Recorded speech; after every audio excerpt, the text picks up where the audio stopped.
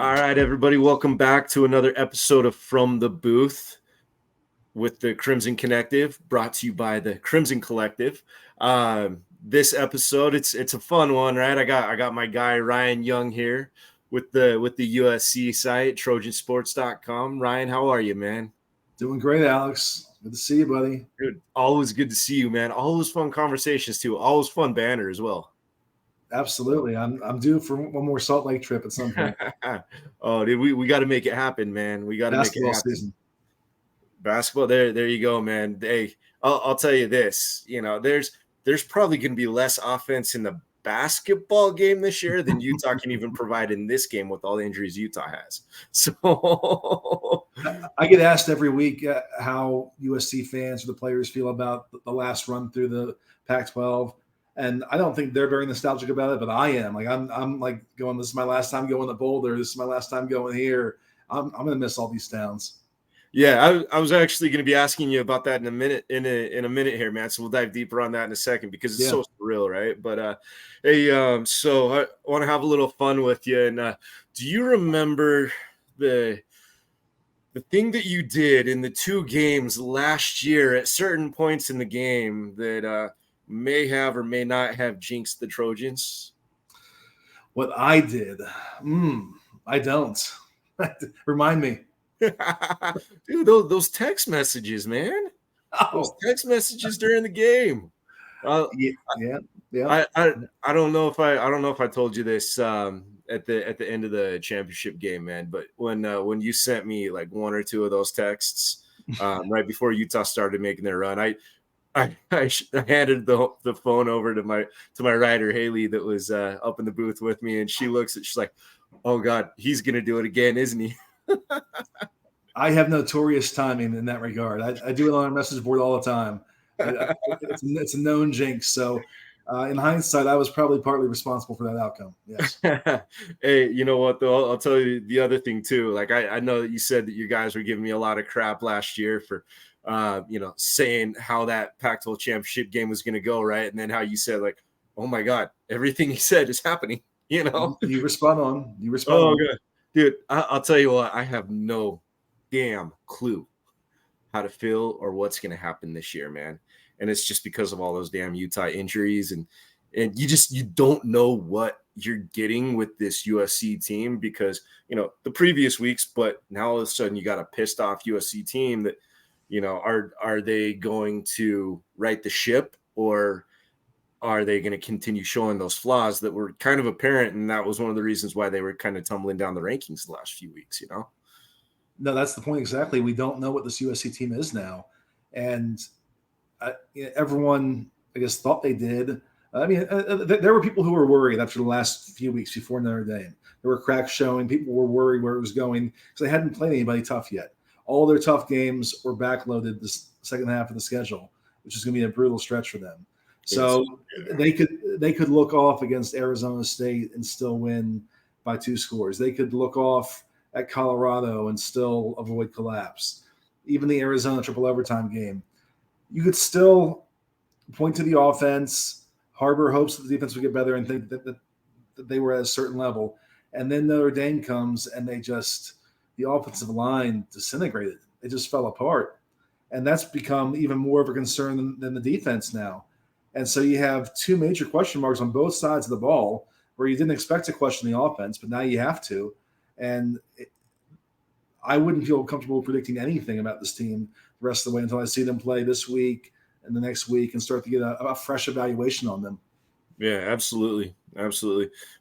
I'm going to ask you another question on that, kind of a broad one for the conference in a second here, right? But kind of getting back to what we were talking about, how surreal it is, man. It's such a storied conference, and obviously USC has been such a linchpin to this conference for so many years. The stories, the prestige, the history, just everything, right? How surreal is it that this is it, man? It feels weird. I expected there to be a lot more talk about it all this year, and it just has not been a storyline on this end. And I think that because the overwhelming sentiment when they surprised everyone and made that Big Ten announcement a year and a half ago, there were no fans that were like, clinging to the past or the present. Everyone was like, we've outgrown the Pac-12. This is great. We're in one of the major conferences, one of the two, major conferences. This is where we're supposed to be, and that's been the sentiment ever since then. And so there just really hasn't been any lament or regret, especially when UCLA is making the move, so that rivalry stays in place. The Notre Dame rivalry will stay in place. So from a USC perspective, they're not losing a ton. Now, this Utah series has been uber interesting the last half decade or more. And there are other matchups. They played Cal forever, and that's going to go away. Stanford, etc. So there are sacrifices, but I just think that everyone's mindset moved forward so long ago. While the rest of the Pac-12 disintegration is kind of fresh from this summer, for USC it's been a year and a half, and everyone's mind's been on the future in the Big Ten. That just there hasn't been that nostalgic final lap around it that I even expected there would be. Yeah, it's crazy, right? Because had this conference stayed together another 5 years, I mean, the way that Utah and USC had been amping up against each other, I mean, you're looking at something that was almost about to be a budding rivalry, right? Now it's just completely gone by the wayside. Sure. It's been one of the absolute funnest battles to watch on the West Coast. I know that you wouldn't call it a rivalry, right? I know I wouldn't necessarily call it a rivalry, but Utah's had that weird situation, right? Where, jumping into that new league, and it's like everybody tried shoving down the Rumble and the Rockies, right? And it didn't fit. And then stuff like, USC and Oregon kind of fit into that. And Utah and Oregon is a lot more friendly rivalry. Utah and USC just kind of has a lot more of that, I don't know, just interesting blood and adrenaline to it, man. So yeah, it sucks to see it go, but I totally agree. I wouldn't call it a rivalry, but it's something. I don't know what the word is for it, but Utah and Oregon have been kind of the teams in the way for USC for a long time now, and every one of those games has felt huge. And so that's something. It's not a rivalry because it's not decades and decades and decades of history, but it's something. And yeah, it is unfortunate that it's going away, and there probably won't be room for a non-conference game anytime in the near future. Yeah, I'll say this: I do think that Utah and USC will see each other eventually pretty soon in the near future. I know Kyle Whittingham's talked about how it's still an ever-changing landscape constantly. Utah got a lot of grief for holding out for so long on the Big 12. But at the same time, too, had Colorado not made the move that they did, Utah is sitting in a decent conference for the next few years, holding it down. Sure. It's one of the heavyweights. And then, it was very real that from that point on, with that expansion from there, Utah could be included in, one of the bigger power conferences that everybody's calling it, right? I know Big 12 was trying to be that way. I wouldn't classify it as that. Right. But so before kicking into some of the game stuff, man, we're talking about the Pac-12. Is this the year that a team from the Pac-12 gets back to the college football playoffs? And I'm going to put you on the spot, man, because, I mean, look, Utah's close to the top 10 again. They've only got one loss. I'm not going to pick Utah to be that team. Mm-hmm. Who's that team to you? I think it's Washington. I think this is the year.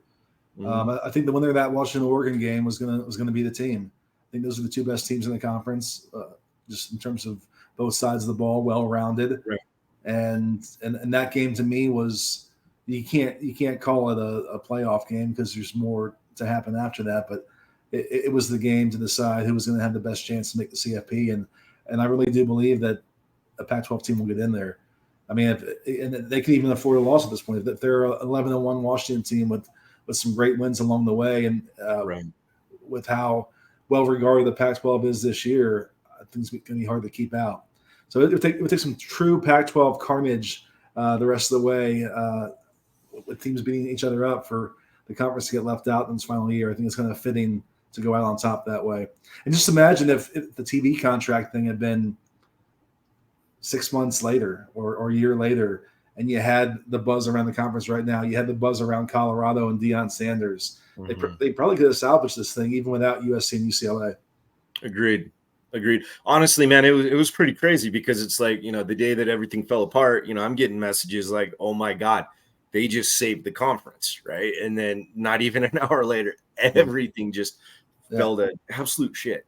Excuse my language. It was shocking. It's it your was show. So shocking. I know, right? I know. Hey, what I say goes, I guess. But yeah. Hey, so you mentioned you kind of mentioned how alarming the Notre Dame loss was, right? Mhm. So I won't have you dive more into that, but how should USC fans adjust their expectations now? Not just from that game, but like we were talking about. I mean, the last few weeks, they've trended backwards in the polls, in the rankings. It was pretty plain to see that something like this was coming. Yeah, how should they adjust? Probably somewhere in the middle ground between where they have adjusted to. I mean, there's a straight, panic, or not even panic, just a white flag being raised on our board from our subscribers saying, "Oh, this team's going to go 6-6 now. They can lose the rest of the games. They're going to lose at least 5 games," and I just don't see it like that. You're never as bad as your worst game. Just like they weren't the same team that went up 49-3 on Stanford in the first half. There's an in between always, and Notre Dame, I'm pretty sure will be the nadir for this team. You won't see them look worse on the field on Saturday than that. They could definitely still lose some more games the rest of the way, but not just totally listless and dominated like they were Saturday.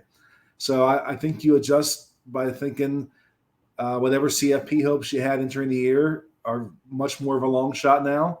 Not dead yet, but much more of a long shot. Pac-12 hopes, much more of a long shot. And this is probably a 2 or 3 loss team. Probably a 3 loss team. For sure. So next thing to talk about, good old Caleb Williams, man, Mr. Heisman, right? I know Ute fans kind of have their feelings and Ute opinions. fans love Caleb. They took the Nell thing and ran with it, which you got to admit that was epic when they photoshopped that. But the Utah graphic was very well played. Very well played. The overall reaction to that, though, I thought was a little over the top. It wasn't. It was a message to himself. It wasn't like he was, intending for that to be in the face of Utah fans. He probably should have known the camera would zoom in and get that.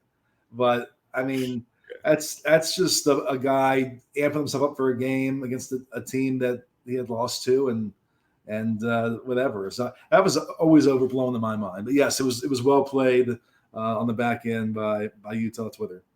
For sure. So, the thing I wanted to ask you about it, and it's kind of interesting how you touched on that, because what I was going to respond to that there is, where have you seen the most growth in Caleb Williams this year? And I want to answer that from my end, from my perspective first, because Please.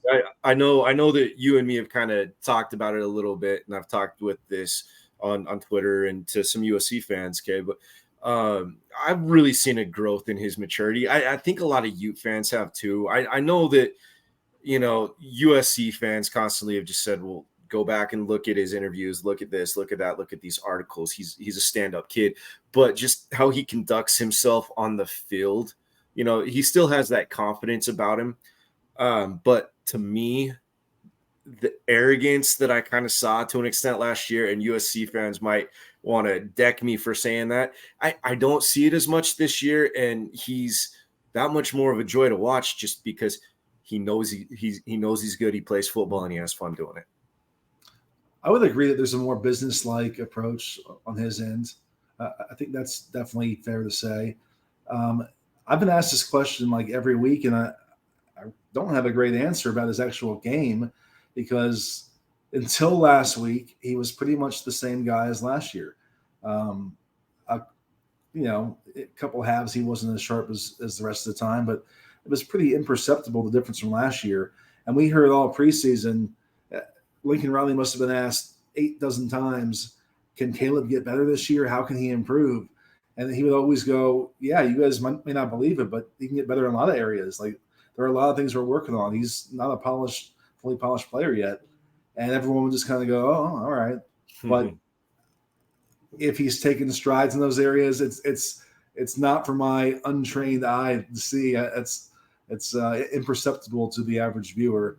The one difference in his game is he's not running as much, and he even made a revealing comment after the Arizona game when he finally kind of put the team on his back in the second half and started just taking off and scrambling for gains to get them going. And I asked him, I said, like, what sparked that? What flipped the switch for you?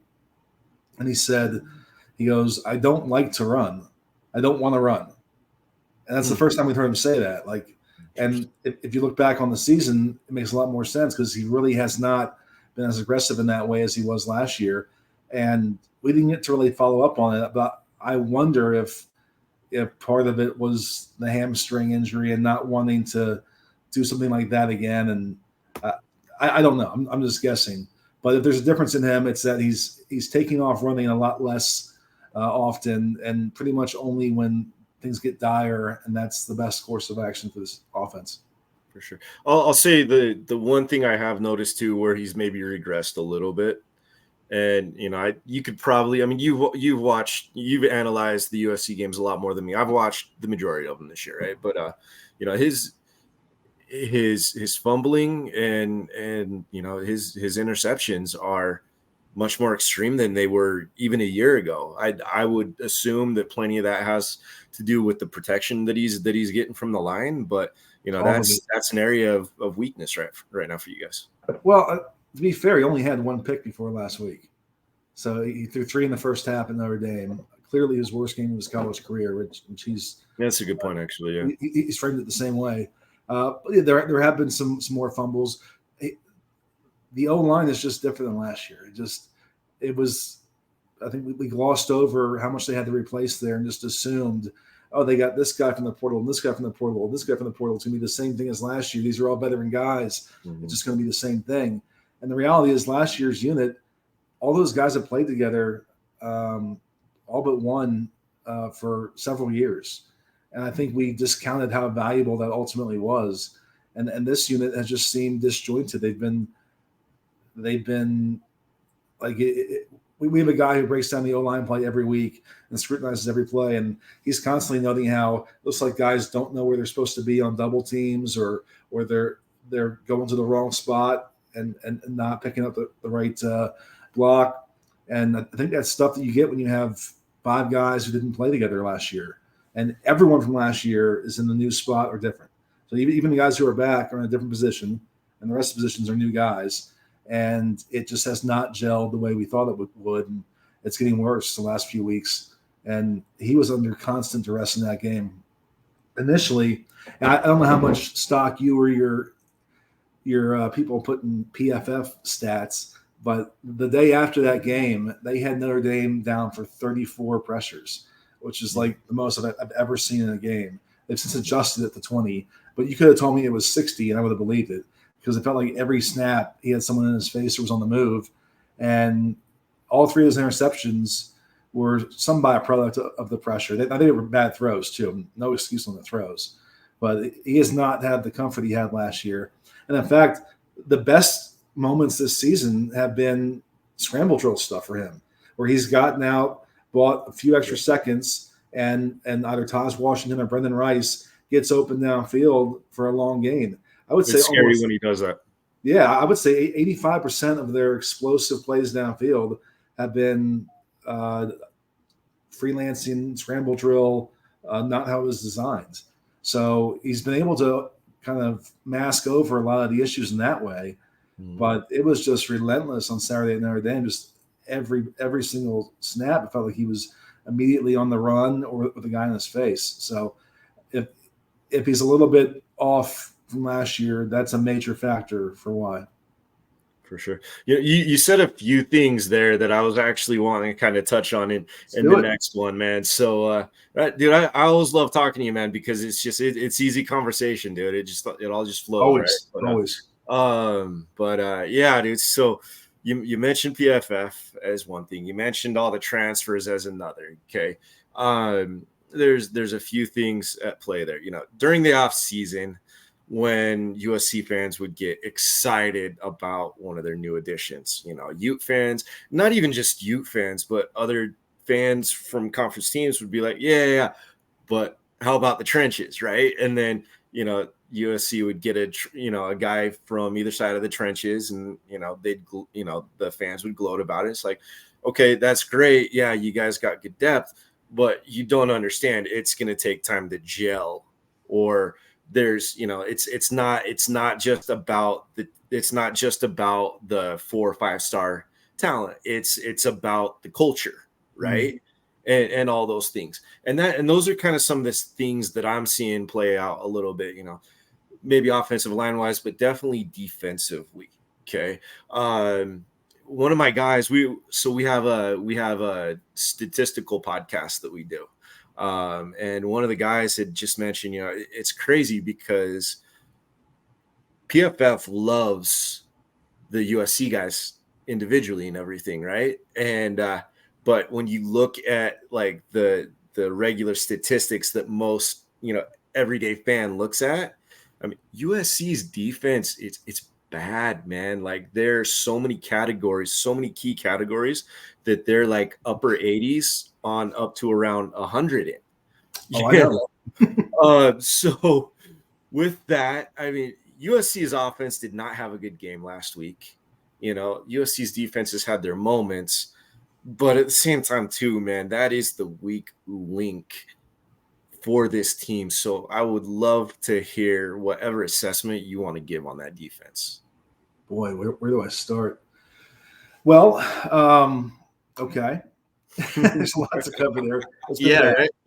It's been bad, and it's been a cloud hanging over everything just because the sentiment was already against Alex Grinch entering the season. Most of the fan base had already levied their verdict, had already decided he shouldn't have come back. And Lincoln Riley made this quote last week, and it didn't go over well with fans, but he basically said that he said everyone was ready to pounce on the first thing that went wrong and say, oh, you should have made this change and should have done that. And it's true. I mean, whether or not the fans are wrong or not is a different story. It may be the right reaction, but it's true that anything that goes slightly wrong, it was just going to be a negative narrative from the outside. And so that's really just hovered over everything to the point where after the Arizona game, no one had asked about the defense, and they had given up over 200 yards and 17 points in Arizona's first 3 drives. So they had a pretty big impact on why the game was the way it was. And so the last question to Riley, I asked very open-ended, non-leading. I just said, what was your assessment of the defense tonight and where it stands halfway through the season? Caleb Williams rolls his eyes, tilts his head back, tilts his head down, and he's just stewing and waiting to chime in. So Lincoln answers it, and then Caleb chimes in. And you could tell it wasn't even about my question. It was just the boiling over point. Yeah. That he was so tired of this defensive talk narrative, and the whole team is. And that's kind of what they've been dealing with. And they've, until last week, not done much to help themselves in that regard. So why has it been that way? The defensive front is better. It's much better. It's more talented. It's deeper. I mean, they had almost zero interior defensive line depth last year, almost zero. Yeah. It's much different this year with Bear Alexander, the 5-star transfer from Georgia, Keon Bars from Arizona, Jack Sullivan from Purdue, who's not playing a whole lot of snaps, but is a veteran guy, and so on. They lost the nation's leading sack leader, Tuli Tuipulotu, in the NFL. They didn't replace him in a 1-for-1 trade in terms of talent, but they got a nice bevy of pass rushers. And they're doing well with getting pressure. Yeah, so I'll boil it down. They're a very aggressive defense, and they're leaning on that as their strength. And when it works, it creates sacks and TFLs, which they were near the top of the national leaderboard in entering last week. When it doesn't work, it's because it exposes the rest of the defense, which they're not a good tackling team still. They were better last week, and their secondary has not been good. It was better last week, but on the whole, those have been the weaknesses. And so if you're being so aggressive and sending so much pressure up front, you're really counting on guys making the first tackler making that tackle in space. Because if he gets beat, there's not enough help behind him to salvage the play. Or you're counting on your secondary to win one-on-one and maybe not always have help over the top. And so where they've been bad is when either short passes turn into 40-yard gains due to one missed tackle, or they get beat on a deep shot because their cornerbacks are largely unproven aside from Christian Rowan Wallace, or they've sent so much pressure that there's just a massive lane wide open for a long run. And so it's been the same breakdowns as last year in a lot of ways, but it's a product of how they choose to play. They were a little more conservative against Notre Dame and not sending so much pressure and clearly trying to contain the run game. It was a different balance. It was kind of the first time we'd seen them kind of skew more towards the conservative way, and we'll see if that sticks. Maybe it's a realization that they can't play the way they want to play because they're not a good enough tackling team, and they can't leave all their defensive backs one-on-one against better talented receivers. So is there some fear just among people around USC that take it how it is? It's always going to be that way, that any Lincoln Riley team is going to have a great offense, and you're just going to have to live with the defense potentially being the cause of not hitting that championship level every year. Well, there's definitely not acceptance of that, but there is fear, yeah. And all of the outside criticism of Riley, I think the honeymoon period wore off over the last few weeks. And all the outside criticism that people have been saying for years, just as you framed it, USC fans are now saying, yeah, they're right. This is a major problem. He hasn't evolved as a head coach. He doesn't know how to build a defense, et cetera, et cetera. And I think it's been, how should I say that? There's been a real change in current toward the way he's viewed or talked about in the last few weeks. And it's always hard to tell what percentage of a fan base is griping and talking because you only hear the vocal ones. And you don't know, are they 5% of it? Are they 75% of it? You can never tell. But there's been a lot more questioning of Lincoln Riley in recent weeks, and especially after the loss to Notre Dame, saying, is he the right guy for this? Can he ever build a defense? Can we get away from the Mike Leach tree of coaches? That's a real mounting sentiment within the fans, at least on our message board. And I think it's gone way too far because the reality was, I don't know any other hire they could have made at that time with where that program was that would have put them in the top 10 and the CFP race in each of their first 2 years. So I think perspective's been lost at just how bad things were that he inherited. And maybe it's not all the way fixed yet. And next year, I think fans need to brace themselves for the fact that the first Big Ten season is going to be tough. It's not going to be easy. It's not going to be easy at all. So this is a longer rebuild than maybe people expected after it started so fast.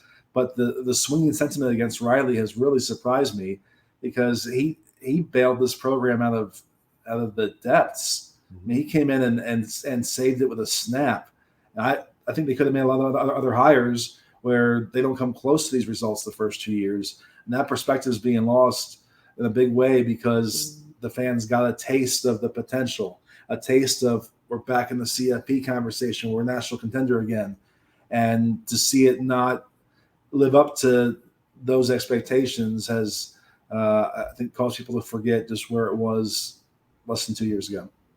For sure, dude. And I know I told you 20 to 25 minutes. No, I'm good. Hey, with you and me, man, I know it's never just a Q&A, right? So it's yeah. So just a couple more questions here for you, man, and then I'll let you get on your way. I know it's been crazy last couple of days here for you. So you mentioned how USC is sick of answering the questions about the defense, right? Well, Utah has been sick of answering the questions on the quarterbacks, right? And at the same time too, I mean, Kyle maybe could have handled the questions a little bit different at the start of the year just to ease expectations and so on, right? But I don't see at this point in the week, I don't see Cam playing, okay, which is too bad because just the fun back and forth with him and USC and the battle with him and Caleb. It's been must see TV, right? Yeah, I hope it's different. I hope everybody sees Cam on Saturday, but going with the train of thought that it's Utah's offense with Bryson Barnes, who I don't want to slam him, but I view him as more of a game manager, Sure. right? And then Utah's lost a lot of their key guys, right? The guy that was destroying you guys last year in the Pac-12 championship game, Thomas Yasmin. They just announced him being out for the season. Now it's one hit after another, right? But at the same time, too, going into this game, what's your biggest concern for USC going against Utah? I think it's the offensive line crumbling again, and the offense looking some version of like it did last week. I don't think you'll see Caleb throw 3 picks again, but we still don't know if the defense can ever be the reason why this team wins. Like it might have been last week if the offense had been better, but we'll never know. And that was the best they've looked. Can they sustain that? I don't know. I think the recipe still revolves around this offense being what it's supposed to be. And if the O-line just gets overrun up front, it's going to undo all of that, and it's going to change the whole dynamics of the matchup for them. So that would be the main fear is, can they hold up? Can they protect Caleb? Can the offense look like it's supposed to look and not like it looked in South Bend? I'll say this, okay? If the defense wins this game for you, for USC, okay, with what you're saying about the offensive line, I will flat out just tell USC fans right now, do not get unrealistic expectations on your defense, because it's been such a patchwork offense for Utah. It's been really difficult to watch sometimes. Utah's very fortunate that they have only one loss right now, that they've been able to do what they've been able to do because of their defense, right? And so it's Utah's got Jaquindon Jackson back. If they can run the ball solid and just get enough pressure on Caleb, then Utah's in a good position. But it's still, to me, again, like you can't leave this game with unrealistic expectations on USC's defense if you feel like USC's defense wins this game, because with Bryson Barnes, if he gets down by more than 10 points, I'd love to see him prove me wrong, but I just don't have this feeling that he can lead Utah back from even 10 points down. So that's the one thing I'll tell the fans. Trust me. There's nothing that the USC defense could do Saturday that would change fans' opinion about Alex Grinch right now.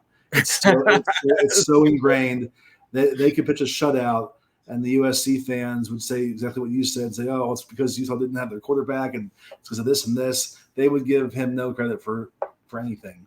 So no worry about fans getting overconfident about the defense. For sure, dude. So lastly, I mean, what's your prediction and why are you going with it?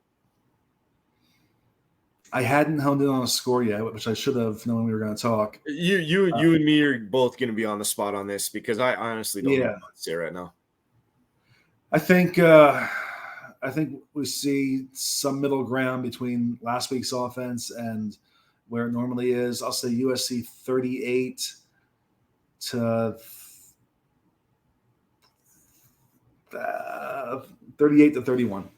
Okay. And I know that's a lot of points for the Utah offense, but I can't see USC pulling away from this Utah team. Just the way these matchups have gone, I think it's going to have to be somewhat close down to the stretch, and any less than 38 points would be pretty disappointing again for this offense. So yeah, I'm kind of basing it off that and not being fully convinced that the defense is better. Yeah. Well, when we're done, I'll send you over. I mean, look, dude, like, you mentioned the thing about the points.